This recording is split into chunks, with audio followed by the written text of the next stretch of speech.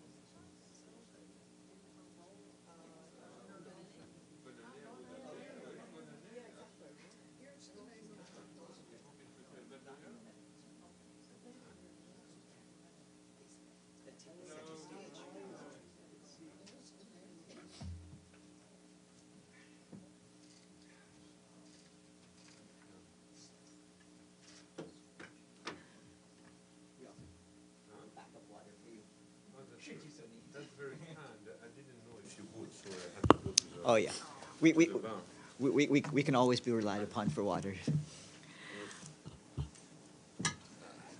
Great. All right. So this is the main part of the show for today. Bless you. Philippe Lazzarini, who, as you know, is the Commissioner General of the UN Relief and Works Agency for Palestine refugees in the Near East, just got out of consultations with the Security Council, and now he's here to talk to you. So without any further ado, I will turn the floor over to Mr. Lazzarini. Welcome. Thank you so much, and glad to see you. Happy New Year. Hoping 25 will bring us a lot of expected peace across the world. I will start just a little bit with a statement, go through what I shared this morning during the Security Council a closed session on the discussion we had, and then we will open, obviously, for the Q&A. So, as you know, I briefed the Security Council this morning in a closed session. I welcome the ceasefire and the hostage deal in Gaza, and I joined also the Secretary General in calling on all parties to ensure the deal is fully implemented. We need, and there is absolutely no doubt, a rapid, unhindered and uninterrupted humanitarian access to respond to the tremendous suffering in Gaza. And I'm also reminded that the ceasefire is only a starting point. As far as UNRWA is concerned, we are ready to support the international response by scaling up, like our partners, aid delivery. And we are ready to support also, at a later stage, the recovery of Gaza by resuming education and continuing to provide primary health care. I also warned this morning that in less than 2 weeks, the Knesset legislation to end UNRWA's operation in the occupied Palestinian territory will enter into force. Full implementation would be catastrophic. In Gaza, it would massively weaken the international humanitarian response, and this will immeasurably worsen an already dire, catastrophic living condition. The government of Israel claims that UNRWA service can be transferred to other entities. In fact, the agency's mandate and capacity to provide public-like services to an entire population are unique. UNRWA's ability to directly provide education and primary health care far exceed that of any other entity. These services, in reality, can only be transferred to a functioning state, public institution. UNRWA's personnel and services are also tightly woven into the social fabric of Gaza.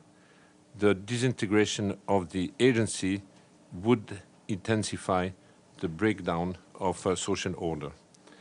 So dismantling UNRWA now, outside a political process, would undermine the ceasefire agreement and sabotage Gaza's recovery and political transition.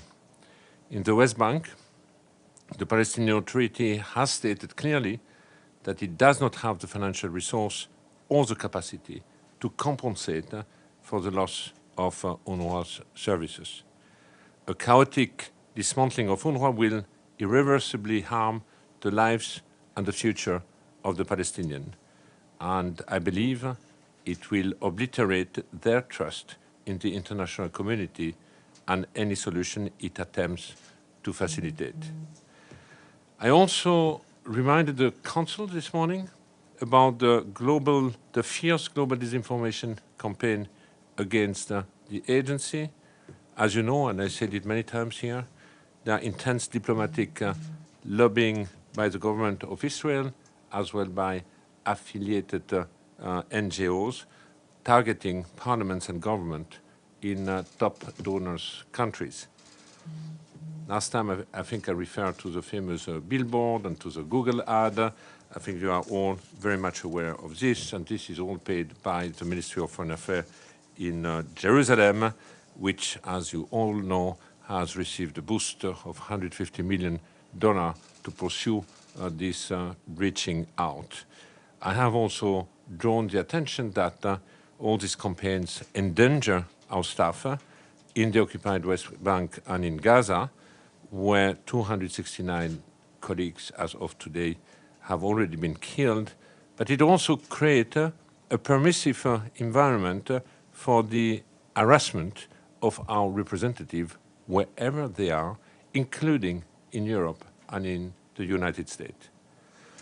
So I also said a ceasefire in Gaza must be followed by a political transition that includes an orderly conclusion of UNRWA's mandate and the handover of its public-like services to empowered Palestinian institutions. And this is the path now followed by the Global Alliance for the implementation of the two-state solution, which, as you know, is currently led by Saudi Arabia, by the European Commission, together with the League of Arab States. So I reminded that we have a clear choice to do. Either we can allow UNRWA to implode because of the Knesset legislation and the suspension of funding of key donors, or we can allow the agency to progressively conclude its mandate within a political framework. So, just to remind, the agency is working very closely with the authority in Ramallah on how to meet education and healthcare needs in the OPT. We are the largest provider of primary healthcare in Gaza, where we still conduct, as of today, 17,000 consultations a day. And we are the second largest healthcare provider in the West Bank after the Palestinian Authority. Our health services and expertise are essential for building a strong national system. But as you know, and I said it many times, we have also a key role when it comes to education. Today, we have 650,000 girls and boys living in the rubble and being deeply traumatized.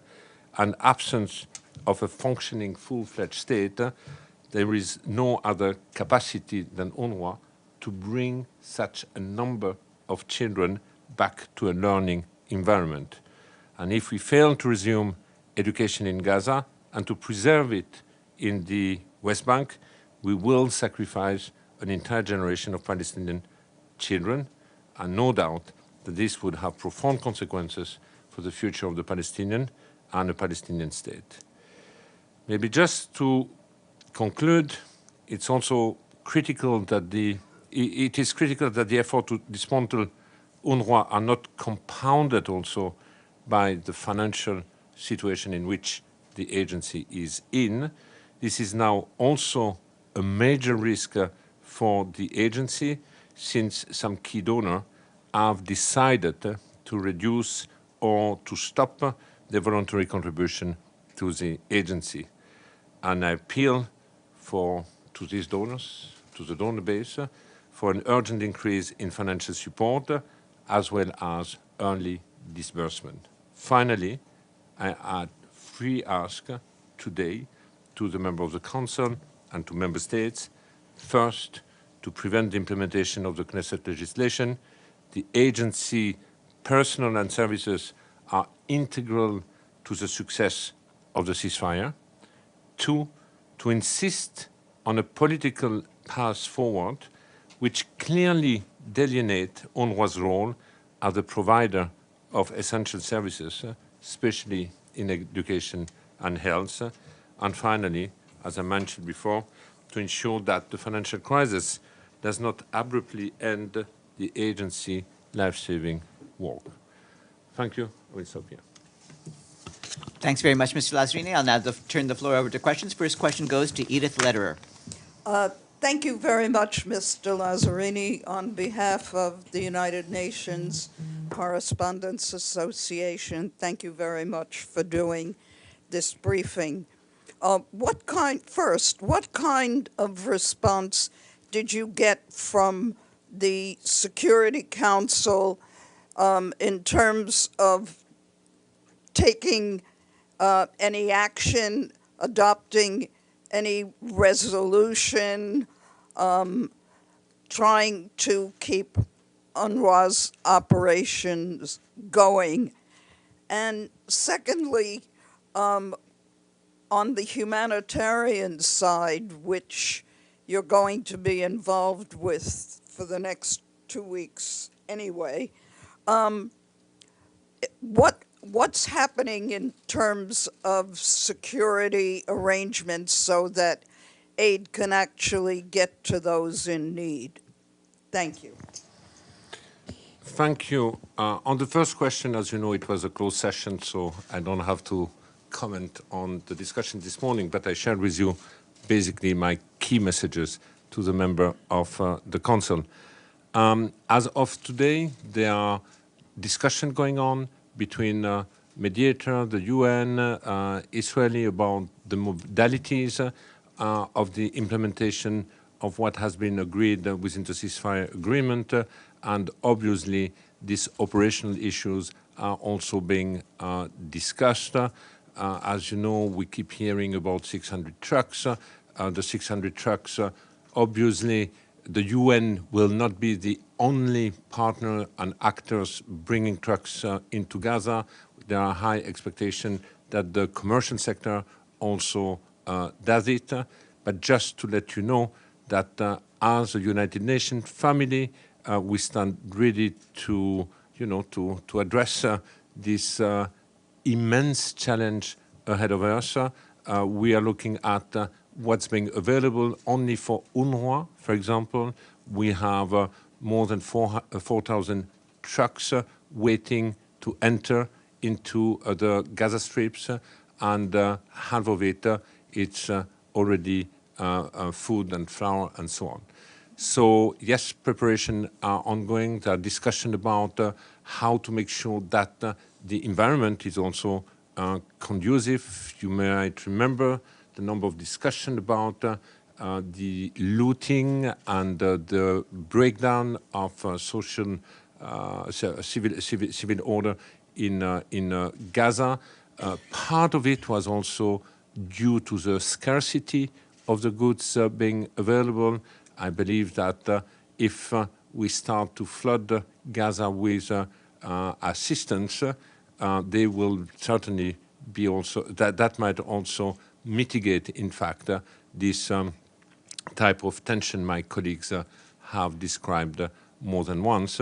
But obviously, we need also an orderly, uninterrupted, unhindered access to the people, and the issue of security is also being discussed right now. What will be the outcome? I don't know yet. Okay.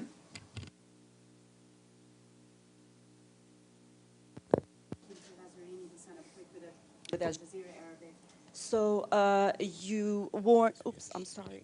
Sorry about this. So you warn for the future of UNRWA with the Knesset legislation going into place, a financial challenges facing it. So now with the ceasefire, when it goes into place and all of these risks that you are talking about, what other avenues are being discussed to actually make sure that the aid and distribution does happen? And I mean, was this discussed in the closed consultations? If after the legislation actually goes into place in a couple of weeks, and with all of these financial restraints, what are the other avenues for UNRWA and also for the humanitarian operation in general for Gaza? You know, in all my interaction now for weeks with member states, I'm calling for the mandate of the agency to be inserted into a political framework in order to safeguard the mandate of the agency. So in Oslo this week or today, I highlighted the importance that the role of UNRWA be acknowledged as being key for the success of the implementation. A few days ago, we didn't know about the ceasefire, but would a ceasefire be reached for the implementation of the ceasefire, which seems now to be the case, and we'll see as from Sunday. And beyond that also, to make sure that if with all the ongoing political discussion about reinitiating a process and a transition which would lead to a political solution, that the role of UNRWA also be acknowledged. And each time I bring to the attention of the member state the choice I just highlighted before, what do we want? Do we want an abrupt end of the agency and create a vacuum, a void, with all its political impact? Or are we committed to a genuine process with an orderly handover, which basically I'm trying to promote? Now, there are some questions I cannot answer today. I was very clear 2 days ago. The intention of the agency is stay and deliver. So the question, we have two Knesset bills. One Knesset bill says there will be no presence and activities of UNRWA in the sovereign territory of the State of Israel. As we know, for the State of Israel, occupied East Jerusalem is part of the sovereign territory of Israel. So there will be an impact on East Jerusalem in 2 weeks' time. Then you have a second law which prevents any contact between Israeli officials and UNRWA officials. The law does not say stop the activity in the West Bank or Gaza, but prevent any contact. But de facto, if you have no bureaucratic or administrative relation, it makes your operational environment even more challenging. Now, I expect, because I keep being asked by colleagues, what happened on the 30th of October? I would say on the 30th of October, our health center in Gaza will still function. Our people in the shelter will still be working because we are doing life-saving activities with the community. Our school in the West Bank, if it is not an official holiday break, will be running, and the same with the health center. But it will have other type of impact. Presence of international staff. You cannot keep international staff if you have no visa. Same with a journalist. If you don't have a visa, you cannot go. So these are implications that we'll have to look at. But the determination of the agency is to do whatever is possible to fulfill our mandate, to deliver critical services, to alleviate the plight of the Palestinian refugees. Michelle? Thanks, Mr. Lazzarini. Michelle Nichols from Reuters. I think you may have just answered a question then. The 30th of January is the day you're expecting this law to come into effect. That's correct? That's what we are being told, yes. Yeah.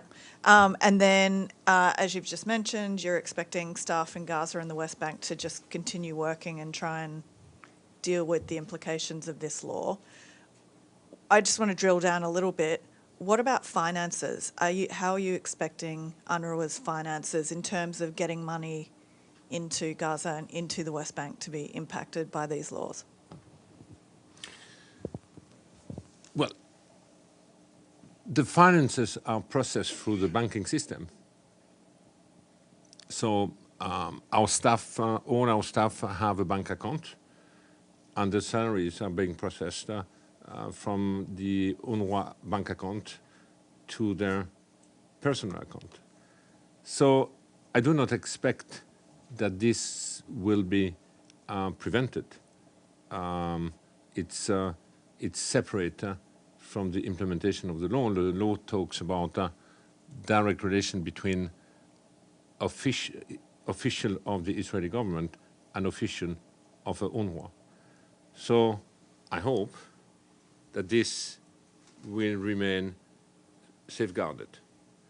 Now, my fear is that, and that was my call also to the member states, we will continue to deliver critical services to hundreds of thousands of people.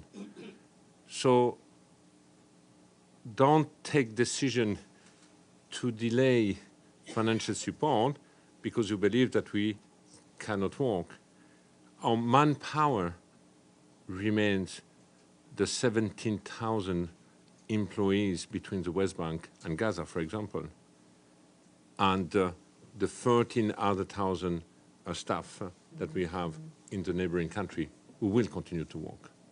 And then just a really quick follow-up. Sorry, it's gone. Oh. Thank you very much, Mr. Lazzarini. Talal Haj from Amaravati and Hadath. You've answered most of my questions, actually, with your replies to my colleagues.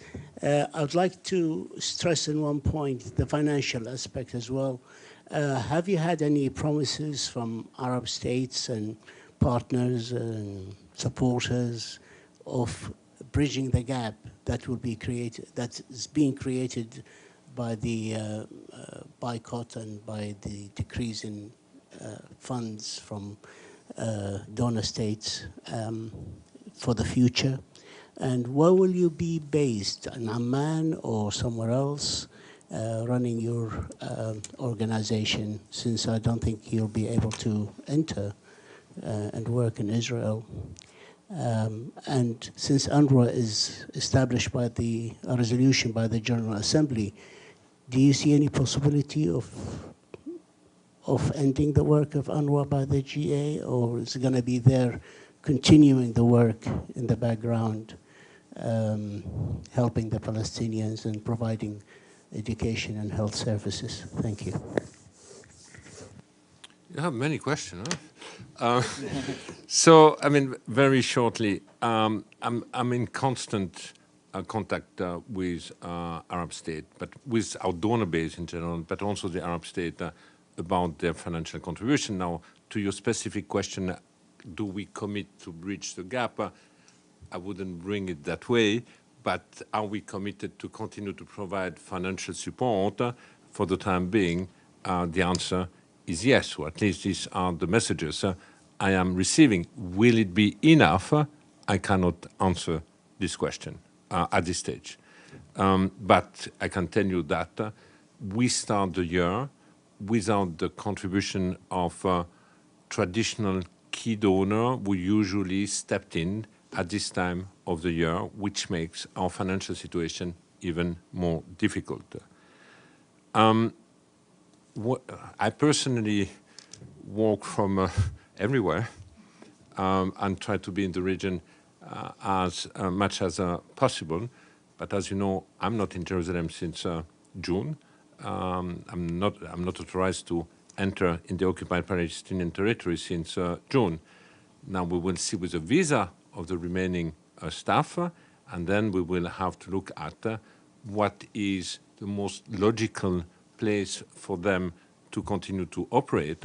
But I'm not giving up into the fact that we need international staff to be present. Here I'm just talking about how do we handle the 28, 29 and so on, but obviously the aim is again to stay and deliver. On your question about, UNRWA has a mandate from the General Assembly. There was again a resolution in early December, in December, very strong support of the member states. Ending the mandate of the agency is GA, obviously, competency. I do not have the feeling that there are any discussion of this nature. But again, we should aim at ending the mandate of UNRWA by genuinely investing in a political solution so that we have a legitimate counterpart to whom to hand over in the future the activities, the workforce of the agency. Benny? Yeah, I have a couple of questions on the conduct of UNRWA. You were talking about. I have a couple of questions on UNRWA's conduct. You referred to it as disinformation campaign by the Israeli government and affiliated NGOs, which, by the way, in that case, they're not NGOs anymore. They have a name. Yeah, government NGOs. There are many in Geneva. yeah. Yeah. But beside Israel, allegations have been made in countries like, well, United States, Switzerland, which I think you're familiar with, and others. Rather than addressing them, it seems to me, UNRWA has been talking about disinformation campaign. And more specifically, which is my second question, there was a list of allegations that was made recently by an NGO called UN Watch. And when we asked about it, we were told that you'd rather have them address them to you before they come out publicly. However, according to UN Watch, they sent you a few letters asking to meet, as well as Hillel Neuer, the director of UN Watch, made public videos on X asking you to meet with him, which was that request was denied. Can you address those two questions? Yes. On the first question, the allegations you refer to are always the same. They pop up in the US, in Switzerland, or in other countries, but the source is always the same. So it's not multiple allegations, they just have an echo and traction from the same source. Now, as an agency, I have always been clear. Any substantiated allegation with substance will be investigated. And that's exactly what we have said to the Israeli government, and this is also the way we have investigated number of allegations the Ministry of Foreign Affairs has submitted to us. Now you are referring to another report, you refer to an NGO, which is primarily an advocacy NGO, and I have to say, just to respond to a public appeal for a meeting for the sake of doing even more advocacy, that's certainly not the way we can work between a UN agency and an NGO. Now, you ask me to comment on the report. We can go through all the specific. If as a journalist you are interested in knowing what happened and what the context was, I'm more than happy to provide you this information. I can give you just one example in the top of my head, because I keep hearing the same, that one day I went to Beirut, I met a political faction, and I struck a deal to give into their demand, and this featured very high on this report. This is wrong. I went to Beirut to tell them, don't even try to put any pressure on this organization, because if you do so, I will hand over to you the key of this agency. But for advocacy purposes, there is a need to twist, and this is part of a disinformation campaign. When you have billboards and you put a person, you say this is an UNRWA staff member, is only a terrorist, how do you believe our staff after that feel? We had recently a search in a house in Naples. The IDF entered into the house. Search saw that the person works for UNRWA. Ah, you're a terrorist. Force the person to give access to all the data of the computer. Keep saying, if you continue to work for a terrorist organization, we'll arrest you for terrorism. And the person has been brought for interrogation for hours. This is the impact of this kind of, I would say, statement, very loose, which in reality put our staff in danger. So if you have more precise question after that, you are welcome to engage with my office. Very quick follow-up. Beside the public request for a meeting, they issued letters that they sent to you before, private letters that they sent to you before issuing the report. Did you receive them? They are offered to meet colleagues that they haven't met because they want to be seen with me. I don't want to engage. For what? For which purpose? The purpose is not to address issues. The purpose is to amplify the negative campaign these people have. Because do absolutely no mistake. What is the purpose of that type of organization? To get rid of an agency like UNRWA, because they believe that by getting rid of an organization like UNRWA, you will strip one for all the Palestinian from the refugee status. By the way, since Mr. Lazzarini pointed out the problems having to do with the safety of UNRWA staff, I wanted to remind you all that the number of UNRWA staff who have been killed since October 2023 is now up to 269. Deji? Yes, Mr. Lazzarini, Shudachu with China Central Television. Very quick questions.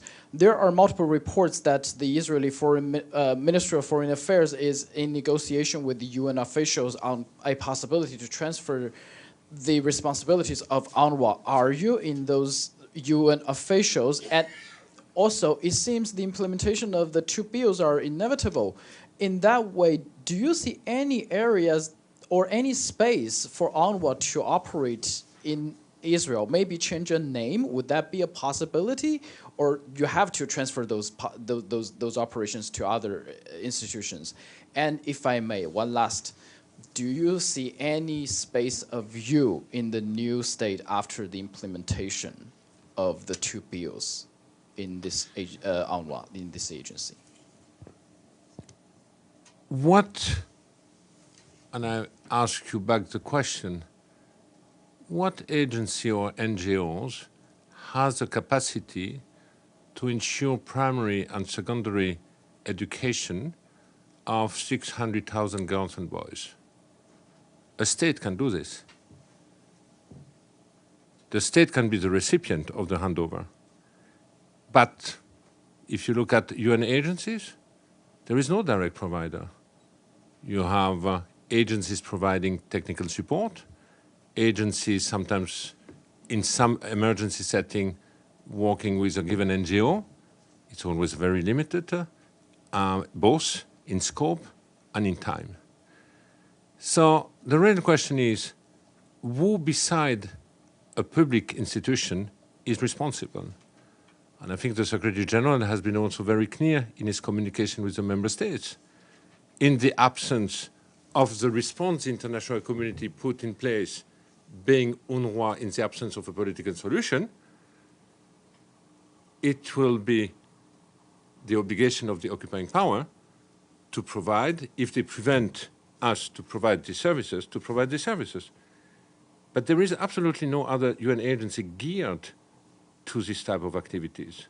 There is no UN agency having a workforce of 15,000 teachers, for example, and you have to follow the curriculum of the country where you are. So I don't know what the other agency would be. If the discussion is about can an agency bring more food, yes, an agency can bring more food, no doubt. Can an agency take over the public-like services of UNRWA? My answer is no. But a functioning Palestinian state, functioning empowered Palestinian institution could take over, no doubt about this. Okay. Just on your first question, I'm not aware. I read the same report than you. I asked colleagues. My colleagues are not aware too. So I don't know where this report is coming from. But I have no doubt that there are many, many discussions taking place. Thank you, Farhan. Thank you, Mr. Lazzarini. Abdelhamid Siam from the Arabic daily, Al-Quds Al-Arabi. I have also a few questions. First, it is expected that the Rafah crossing will be open. Once it is open, UNRWA can channel its activities and supplies through Rafah crossing. Do you need a permission from Israel if you can function in Gaza through Rafah crossing?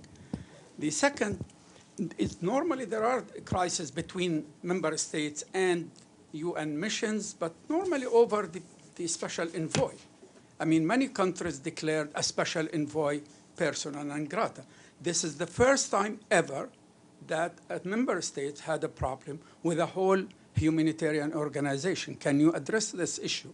If there is any precedent like that, why a member state should be permitted to try to dismantle a huge humanitarian organization? The last thing, UN Watch, which has been mentioned here, is not a UN Watch, has nothing to do with the UN. It's an Israeli cover for, it's a pro-Israeli NGO, which has nothing to do with the UN. They even hijacked the name of the UN and put it there. Are you aware of that? Thank you. Thank you. On the Rafah crossing, first, let's see if it happens. For what? And then we have to see what are the coordination modalities for the crossing. So I cannot answer. It could be a solution in the future, but again, it's too early to answer. But we are definitely assessing it. On the question regarding the, a member state calling for the dismantling of an agency mandated by the GA, I have many times drawn the attention of the member states that we should do absolutely no mistakes. These are not just attacks on UNRWA. These are attacks on the global multilateral system. And if we let it go, we will create a new standard. And if we have a new standard, this will be a precedent for many other conflictual situations across the world. So I think the consequences might go far beyond what we are discussing right here, but it would be a further weakening of our broader multilateral system. On the last one, it's a name. I cannot comment more than that. Maggie? Thank you. Hi, Mr. Lazzarini. It's Margaret Bashir with Voice of America. Could you tell us, walking into 2025, how much cash in hand you have at UNRWA because of the financial crisis? And as of February 1st, what do you see the fate of the 17,000 employees being? Will they remain on the payroll? Will it be safe for them to work? You outlined that situation that happened in Nablus where the employee was harassed and such. I mean, will it be safe for your employees to try to continue working? And finally, we were told last month, of course, that famine was imminent in North Gaza. Do you think that the ceasefire will avert a famine there? Will the northern Gaza be a priority in terms of getting aid in? Let me start with the last question. Yes, of course, if we go full gear in the implementation of the ceasefire, we should be able to avert such a situation. We talk about hundreds of trucks going into Gaza on a daily basis. We also talk about movement of people within the Gaza Strip, so I expect that people from the south go to the north and so on, if it is implemented as we heard of. So the short answer is I believe that we would avert such a disaster. On February 1, again, we stay and deliver. So our schools in the West Bank will be open on February 1, unless they are forced to shut them down. But there is nothing in the law which prevent the schools to be open on February 1 and the health center to be open in the West Bank or health center in Gaza Strip. So I expect that this activity will continue. I expect disruption in East Jerusalem. To which extent, I don't know, but I think if disruption there will be in East Jerusalem. Because it falls under different law. Now, also to be clear, we haven't received any directive, any guidance on how this law will be implemented for the time being. We keep hearing that they might be implemented in different ways depending on whether we talk about the West Bank, East Jerusalem, or Gaza, but we have absolutely no clarity because nothing has been issued yet. On the finance, we will be able to process January. We don't have enough for February for the time being, so I'm reaching out a number of member states. So the first quarter, which normally and traditionally is a quarter where we should not worry at all, is already under huge stress. Now, the exact situation, I have to look at the various portal. I don't have them with me right now. But on the salary, I cannot tell you that we have the resource to process them in February at this stage. Ephraim? Thank you so much. Ephraim Kosaiti from Arab News Daily. I have two questions, please. The first one about the family archives that UNRWA has brought to safety, to use your words, and has been digitized. First, can you tell us where have they been brought physically? And second, what is the significance of this move in light of all the attacks on UNRWA, and also in light that these attacks have been accompanied by statements from the most extreme elements in Israel saying there's no such thing as the Palestinian people. We're even hearing about ethnic cleansing being called for, frankly. So what is the significance of these archives being brought to safety?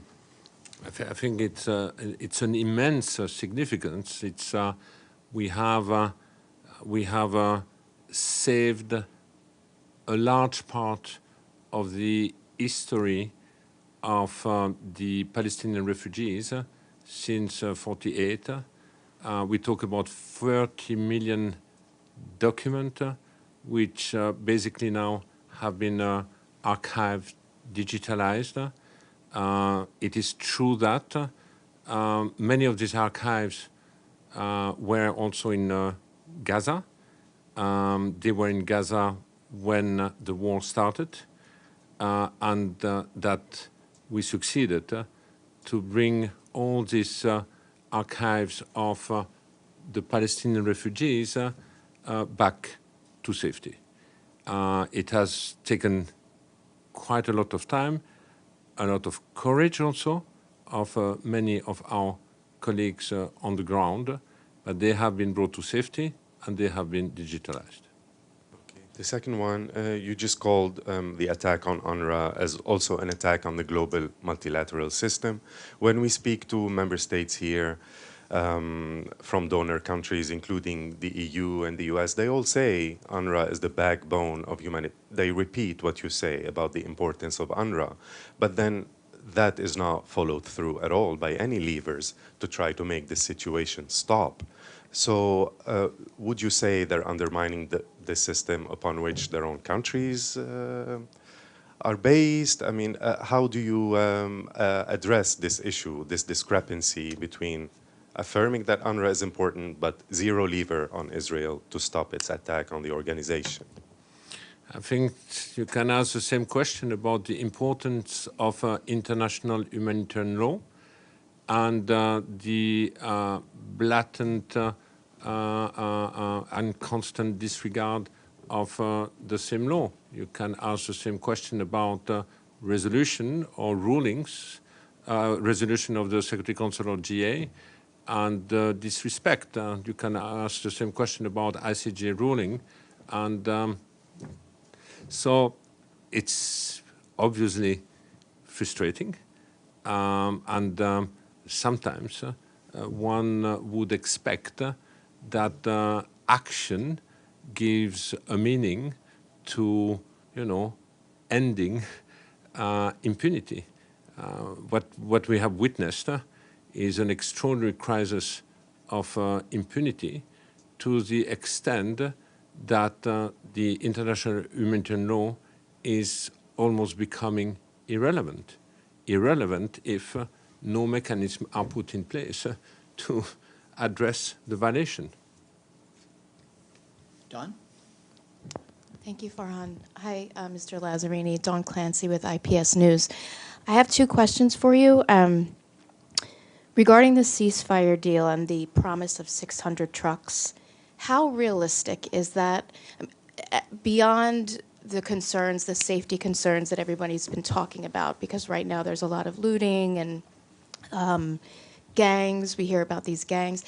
How realistic is 600 trucks a day, given everything that's been going on in Gaza and the humanitarian systems, or that have been destroyed or are not currently working?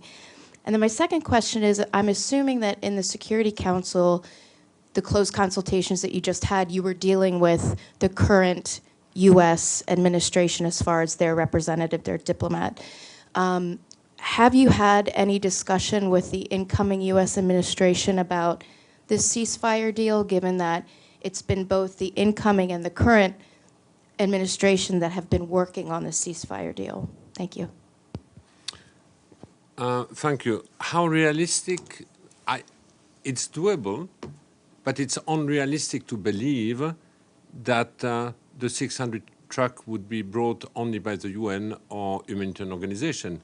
The 600 would be realistic if you let the commercial flow go into Gaza. And if you look at the existing logistical capacity within Gaza, obviously it's more limited than the 600 truck. So to make it realistic, that means trucks coming from neighboring country would come and go directly to destination. So that's the way to do it. Will we have 600 trucks on the first day? I don't know. Your assumption is my assumption. But a target now has been given, and I really hope we reach this target, be reached. But again, it cannot be just delivered by the United Nations. No way. So if that's the expectation, we won't. But if the expectation is a collective one with a commercial one, that's what prevailed before the war. Before October 7, you had an average of 500 trucks, more or less, entering into Gaza. Second question, it's your assumption.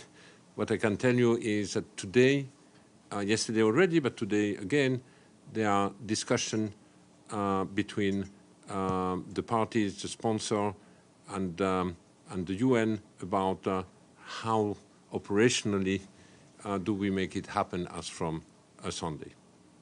And if I can just follow up, you mentioned the commercial trucks. I've had a hard time understanding. There's reporting that commercial trucks into Gaza has slowed down. It's dipped quite significantly. Yes. I was just wondering if you could put that into context, what that means. I mean, I understand the less goods you have coming in, the less aid. But what is the significance of these commercial trucks? Well, the significance is to allow people to have access to an affordable market and not to rely only and exclusively on direct humanitarian assistance. And the direct humanitarian assistance, anyway, is very much limited on the scope of goods being brought into Gaza. So if you want to enlarge this, you need to give space for a private market to re-emerge. And if we want to have a lasting impact, we definitely need the commercial. Yes, please. Thank you, Farhan. Thank you, Mr. Lazzarini. I'm Carrie Naughton from Radio France Internationale and Le Monde. I have two questions. Let me ask them one by one. The first one is a follow-up on Maggie's question about money and budget. We've been told that a lot of donors came back last year. The EU came back. We know that the US Congress definitely blocked it for a year. Switzerland didn't renew its financing. But can you tell us which other big donors are still missing? And do you see new dynamics in place? Like, do Arab states, are they willing to finance more, for example? You refer to January last year, when we had the horrible allegation about the staff who were accused for having participated to the October 7 attack. and that triggered immediately a suspension of 16 donors, you might remember. And at that time, an investigation on the allegation was put in place, plus also a review of all the oversight mechanism of the agency, the famous Catherine Colonna report. And most of the donors, almost all the donors, in fact, except the US, decided to unfreeze their contribution to the agency. And it is also true that last year we had a higher contribution from the Gulf countries than previous year.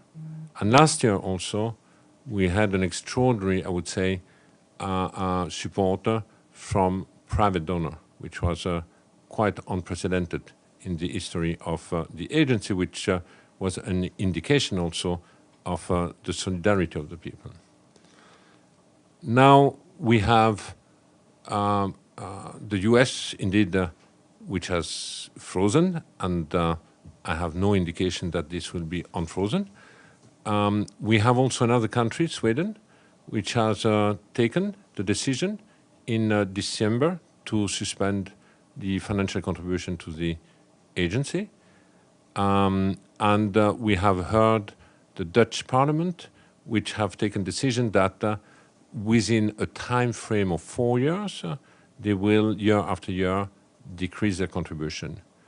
Switzerland has not yet taken a decision. They have provided 10 million Swiss francs last year, and there are still ongoing discussion right now. And my second question, thank you for these precisions. My second question is, like, you've been talking about the role of UNRWA being acknowledged in a political process. To your knowledge, in the discussions which are currently ongoing right now for the ceasefire and the release of the hostage, is there any mention of this political process and the future of UNRWA? This discussion have taken place more within the framework of the initiative on the Global Alliance for the Two-State Solution right now, where UNRWA has now been invited during each of the meetings. I think there have been 3 or 4 since it has been put in place in September. And there is an acknowledgement of a number of member states that indeed, if we are genuinely committed to political process, we need also within this framework address the question of the role of an agency like ours. So basically that's the shape of the current discussion. I believe it is very important because it's also a way to shield, in fact, the agency from attacks, putting the agency a little bit more in isolation. So we need a framework. And I think member states are very much aware of this. Just to follow up. We have to move things around so that because he only has a few more minutes. So let me get to questions online. Mike Wagenheim. Thank you, Farhan. Thank you, Commissioner General, for doing the briefing. I guess I'll ask my questions together. The first one, is any of the funding for UNRWA and the staff assignments, for that matter, fungible? Meaning, if you feel you have funding or staffing that becomes obsolete in some way because of the UNRWA laws that go into effect, can you move the money and can you move the staff to other UN organizations? That's my first question.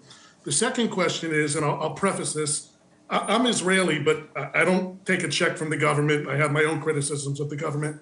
But it seems that by assailing organizations like UN Watch as kind of agents of the government, it's removing your own and the agency's accountability. I mean, you have the head of Hamas in Lebanon working under your noses. Nobody apparently knew anything. There are other UN workers that were found to be terrorists. They posted online for years. Their bosses saw it. Their friends saw it. Nobody says anything. I mean, where is the accountability for UNRWA in this? Yes. Listen, on the second question, you again refer to a case for which, when it has been brought to my attention, the person has been suspended, no pay, out of the agency, and an investigation was ongoing. And basically, we have asked not only internally, but also externally, and member states who might have information to a partner in the investigation. So I believe that as an agency, we have been quite prompt to take action once elements were drawn to our attention. Why is it never known internally, I guess is my question. Well, why does the information always come externally? I don't understand. Sorry, can you repeat? Why do you count on the information to come from outside sources to bring it to your attention? Why is nobody in UNRWA ever aware of this? I'm sorry to say, this came from, this was an internal decision with internal element, and after that, the story started to become public. We haven't reacted on information being made public, and after that, UNRWA is taking action in the opposite. And this, at that time, I know it because I was personally involved in that, has triggered huge pressure on our colleagues in country. Strikes have taken place. Staff have been prevented by the communities after that because they were manipulated to have access to our premises. And that's when I went to Beirut and I say, you prevent us one more day to operate because of that. I will just shut down all the activity and hand over the keys to you. Is this what you want? And on that day, they have decided that maybe they have gone too far, and our investigation after that has continued. But I refute the fact that we have reacted based on external pressure. This was identified at that time by the agency itself, and the agency has taken action. On the first question, technically, money can be moved with the authorization of a donor. Obviously, we have to agree. Technically, staff can be seconded from one agency to the other one. We are looking with our sister agencies at ways, in fact, at making sure, for example, I'm looking at sometimes seconding some function to make sure that the activity can properly continue, but from a different agency. So all this is doable, but needs to be looked at case by case. Thank you, Commissioner General. Do you have time for any more questions? I don't. I look at my colleagues. Maybe one more. Okay. All right. One more. Joe. Yeah. Just quick, because he has to be on the move. Joe. Very quick. Thank you. Joseph Klein from Canada Free Press. Sir, last year you stated that membership in any militant or armed group or entity is prohibited for UNRWA staff. Are you prepared to say that Hamas falls into that category of a militant or armed group or entity? And if so, what efforts internally has UNRWA taken to screen its mostly Palestinian employees, including checking social media, to weed out any such member of a militant or armed group or entity? Thank you. So, does Hamas count as a militant armed group? Yeah, Hamas has a militant armed group, no? Well, it's not up to me to characterize this, but it depends. Some country would characterize with a militant armed group. Other country will characterize as terrorist organization. What is the question? How would you characterize it, sir? How do you screen people, UNRWA staff, in terms of Hamas membership? How would you characterize Hamas, sir? That's my question. I characterize the way the United Nations characterize. So you don't consider it an armed or militant group in which UNRWA staff would be prohibited? An official of the Hamas or an armed Hamas militant has nothing to do with the United Nations and nothing to do with the UNRWA. So if your answer is, do we characterize? In that case, yes, we would characterize. You do characterize Hamas as a militant or armed group. No, So that's not what I said. You are twisting. I'm sorry. That's not what he said. said. You are twisting what I am saying. Okay. Please clarify, I'm sorry. I am just saying that if a person is a known member of any armed militant group, including a Hamas, Jihad, or any other Palestinian faction armed group, this person has nothing to do with the United Nations, has nothing to do with UNRWA. This is what I said. All right, thank you. All right, and one clarification in case it wasn't in case it wasn't clear is just regarding Mr. Lazzarini's movements. He has been unable to enter Gaza since March of 2024 and has not had a fresh visa since, I believe, June of 2024. Thank you for the Yeah, clarification. In my head, it's January, so... Oh, Okay. Okay. Thanks very much, Mr. Lazzarini, and thanks for all the time. Thank you. Have a good afternoon, everyone. Thank you. Thanks. And